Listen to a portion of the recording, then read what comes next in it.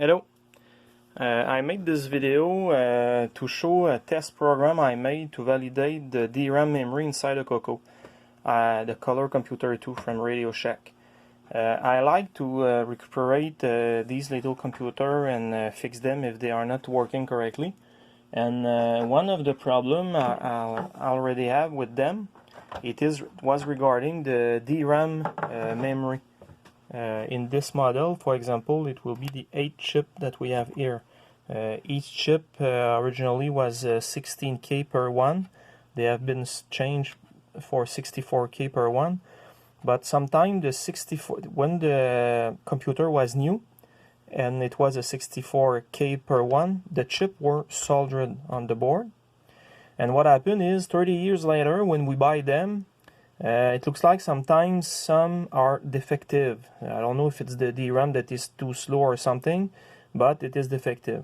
So the first time I fixed them, after having tried everything else, swapping the other chip, I decided to change the DRAM, and it was the DRAM. But it take me times before I made the effort to to decide, okay, I'm gonna unsolder them, because it's not so complicated, but it's not that easy neither to unsolder things that have been soldered 30 years ago. So to solve that, I decided to make a special test program to test the RAM that is not using the RAM. Normally, if you write a program, it will work. You dump your program in RAM and you execute it, and it uses the RAM to run. But if I want to test the RAM because it's not working, or in my case the computer was not starting at all, I cannot dump my program in RAM to test the RAM. It is not working. So to solve that, I made a program that I store into an EEPROM like that, okay?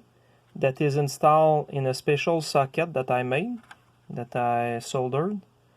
And I will remove the original, it's the kind of equivalent of the BIOS and the OS at the same time, to replace the color basic PROM that is mapped at 8000 in hexadecimal. So remove that and put my program here.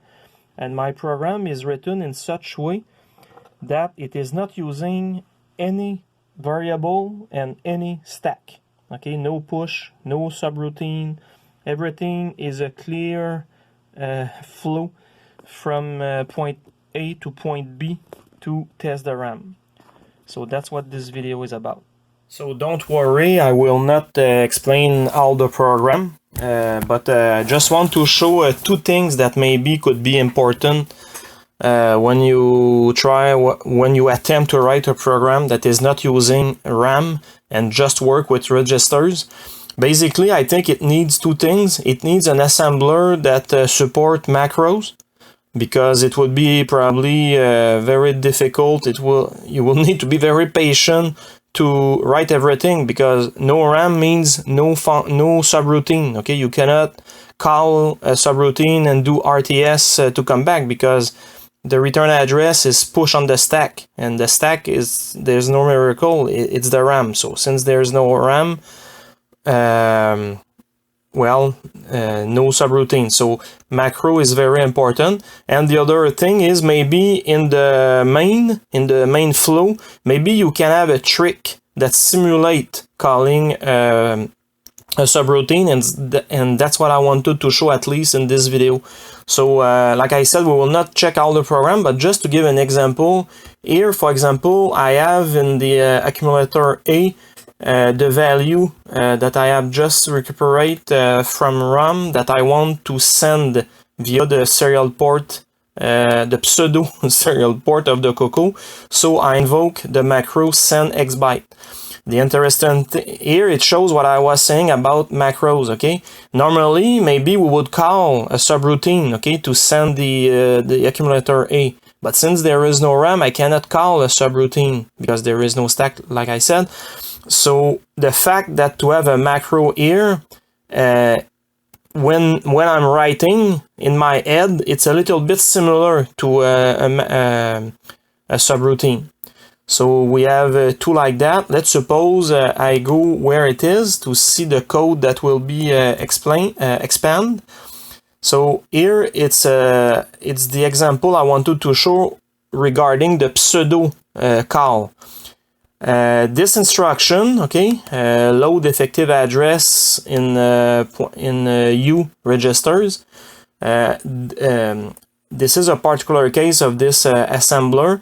All this line does, it is that it will put in accumulator U the address where is my 1 here. Okay, 1 stands for 1 forward. The star is the current program counter. Not program counter really, but the line where this line, the address where this line will be assembled.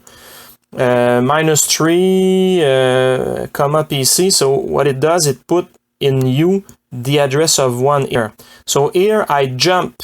Okay, it's not a JSR, it's not a BSR, it's really a jump directly to the label send X byte. Okay, and remember when we will check this function, but the thing is, when I want to return here to continue the flow, what I will do simply is to jump where U is pointing. Okay, so it's a little bit similar to calling a subroutine, but it is not. And unfortunately, in a 6809, there is not too much registers, so we cannot do that with everything. Okay, you cannot have 4 levels of subroutine nested this way, because you will have no registers to work with. Okay, so me in my test program, I have only 1 level of subroutine. Pseudo subroutine. So let's suppose I go to see my send X byte. It will call something that is here. Whoops. Oh no, 633, sorry. So here we have our send X byte. So basically what it does, it will send the ASCII code for both the low nibble and the high nibble.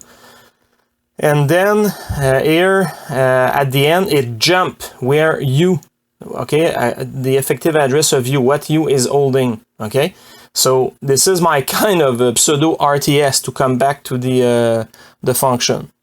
And like I said, we will not look at all the program, but let's suppose we go to the semno low nibble. Again, it called the macro max send byte, and if we go to check macro send byte at 242, here see again, you know, on the COCO there is no actual UART. Okay, you need to send the bit yourself by toggling a PIA line. So see again how it is useful to use macro. Okay, it is true that all this will expand. Okay, it is true. My test to test the RAM is a program that take almost 8K. So it's not free. Okay, it would be much more effective to call function, but since there is no RAM, that's how we can do that. So we call here the not to. I said you call, but you don't call. We have the macro send bit, and just above we have the send bit that will check the value of a bit to see if we have to do a mark or a space. And this is also a macro. The macro will call the delay and so on. So that was for a look at the program. Okay, so now it's good. Okay, we have the program that is made to be burned into an EEPROM, but unfortunately we cannot install the EEPROM directly on the COCO easily, because unfortunately we don't have today a kind of 8K chip on 24 pin with such panout. Okay, the only one I had at home closer to that was a 27C256, which is a 32K, so 4 times bigger than what I need, and with the panout slightly different. Okay, regarding the left side, so here on left side we have the color basic EEPROM that is with the panout that is on the COCO, and here we have the 27C256 panout. So my idea was to make the minimal, I'll say that. Certainly I have to make a small board with wire wrap wires, but it does not take a lot because a lot of pins are similar. So the only difference is regarding the kind of chip select signal here and the upper pin. So the extra wire I have to add are illustrated on top here in red. And since I had an EEPROM 4 times larger, what I decided to do is to have the test program, to have in the EEPROM at least 3 programs. One is the basic, the color basic, the normal color basic RAM. In the second quarter of memory to have my test program for 16K of memory. And in the third part of my EEPROM to have the test program for 32K of memory in the computer with 64. And to decide which program to use, since we have 2 extra address lines in A13 and A14, I connect them with pull-up with dip switch. So I control manually the kind of, I do a kind of bank switching manually with dip switch 1 and 2. So I have here Color Computer 2 that has been upgraded to 64K. I have a monitor here, but it's not really important for the test, and the COCO is linked via the serial port to a USB to serial adapter on the laptop where I have my communication program who will receive the debug or the log message from the COCO. So here we have the EEPROM, the 27C256, which is a 32K memory, and we have the socket that I made to adapt it to be installed where normally we have the 8K EEPROM on the COCO. So what we're gonna do, we're gonna open the COCO and install it on place of the normal COCO RAM. So right now the dip switch are both off. So if I turn on the machine, we have the color basic that boot. Okay, let's suppose I turn this off, then I will put my dip switch 1 on here. Now when I will power it on, I will check the terminal program on the PC. So we see it boot. It detects the jumper on 64K and it is doing a 16K test, and so far it's cycled good. To validate that, I have a jumper installed here that I will fake that the memory we have is 16K. So let's suppose I restart now. It detects the jumper on the 16K and now it is doing the test a little bit faster. No, the same thing, sorry, because we're still testing 16K. So that works. Let's suppose I put now the dip switch 1 off but the dip switch 2 on. So to have my 64K test, I will clear the log to restart with something new. Let's suppose I start. So we see the 64K test because it tests 32K and we see many errors. That's normal because the jumper is for the 16K. I will remove that. I will turn this off. I will put my jumper on the 64K thing. I will reset the log. Then I will power it on. 32K, the jumper for 64K. Now we see it takes longer, but it tests correctly. And here we have because the memory is also used for the video memory, so we see the test pattern there and we see it scrolling by 1 because on each cycle the sample that I write in memory, it is with an offset of -1 each time, or +1 in fact each time. Now I will show a few things. Let's suppose I will remove a DRAM on for example the bit, the one that is working for the bit D1. Okay, here we have U14, which is D0, D1, D2, and so on up to D7. So for example, I have removed the bit on the RAM responsible for the bit D1. I clear the log, and now I turn it on. So see, we have an error from an address to another, and when we look at the here at the bit pattern, we see that we have one bit that is incorrect, which is the one before the last one, which is really D1, because you know here the bit are represent from 7 to 0. So let's suppose I turn this off.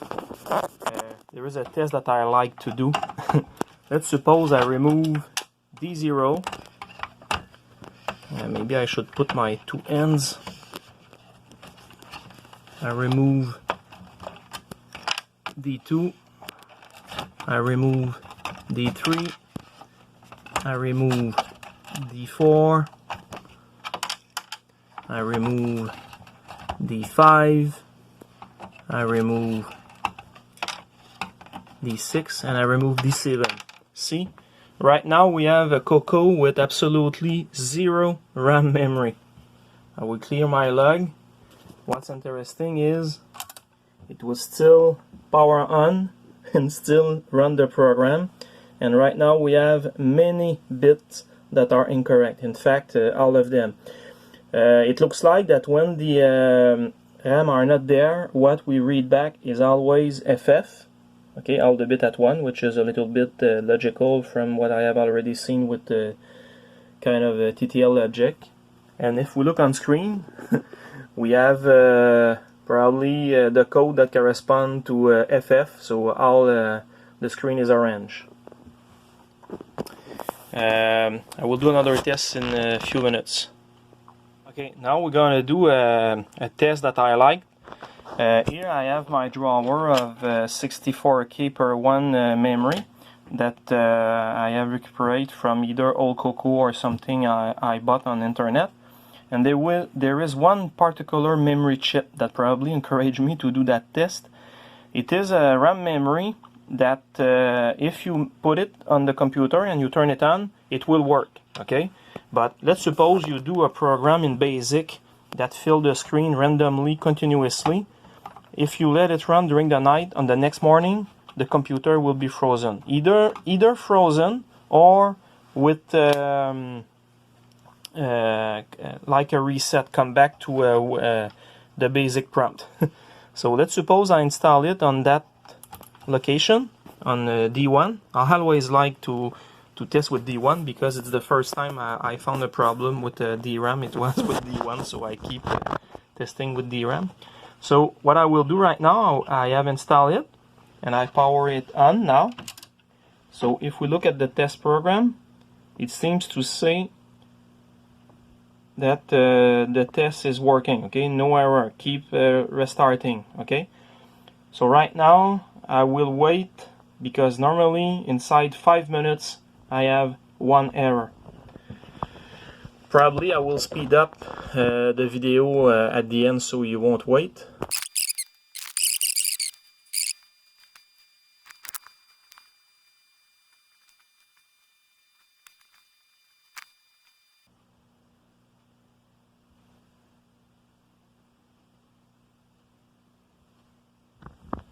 Aha! Did you see the error here? At the address 59FF. I wrote A0 and I read back A2. There is a bit that when it was read was at 1 instead of being 0. Okay, so maybe if you write a program in BASIC and you have an error like that, when it try to read something, it can be the death if for the program, because the return from an interrupt will not be the correct address, the register won't have the correct value, so it can cause the computer to reset or maybe to froze. So that's what I was waiting for during this 5 minutes. So that's it. There is no hardware modification to do to the board except being able to remove the program. So I mean the basic RAM. In my case, originally it was solder on board, so I have to unsolder it, yes, but it was not so complicated. and now I will put back my original basic RAM that was there. Whoops, it's hard to do it with just one hand. So that's it. I can install back the keyboard, and I will have my COCO running with good verified RAM memory. Thank you.